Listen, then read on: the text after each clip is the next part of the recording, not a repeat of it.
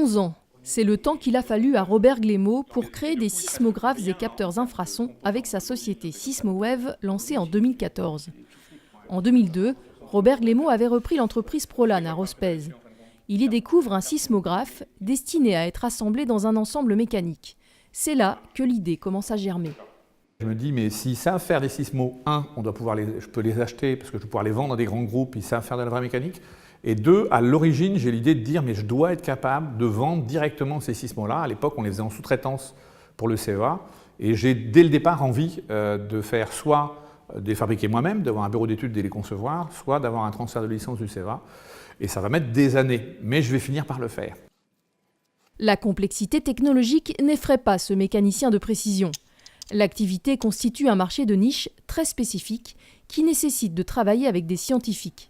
Avant de lancer l'entreprise, il doit prouver sa crédibilité.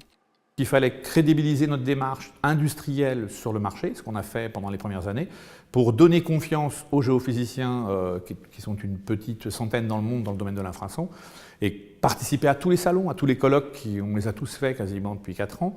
Et donc ça nous a permis d'aller prendre des contacts, d'établir des vraies relations avec des gens et de développer des produits.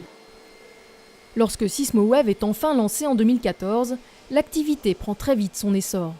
La croissance est exponentielle, passant de 300 000 € de chiffre d'affaires en 2015 à plus de 1 million en 2017, un chiffre qui devrait encore doubler en 2018.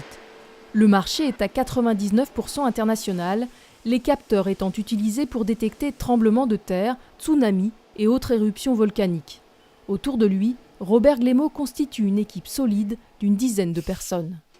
J'ai recruté par contre des vraies compétences, que ce soit au niveau commercial, au niveau technique, au niveau logistique. Donc j'ai pris aussi des gens pointus. Vous ne pouvez pas faire un marché et avoir un tel comportement d'activité si on n'a pas des collaborateurs qui sont vraiment performants, quoi.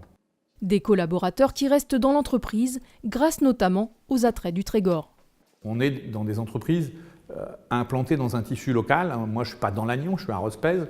Et les gens habitent à quelques kilomètres de l'entreprise.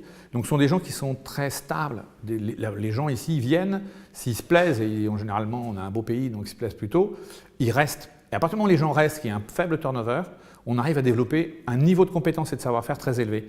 C'est ce qui fait la particularité de l'entreprise. C'est ce qui fait les points faibles de mes concurrents. Sismowave commercialise ses produits dans 9 pays.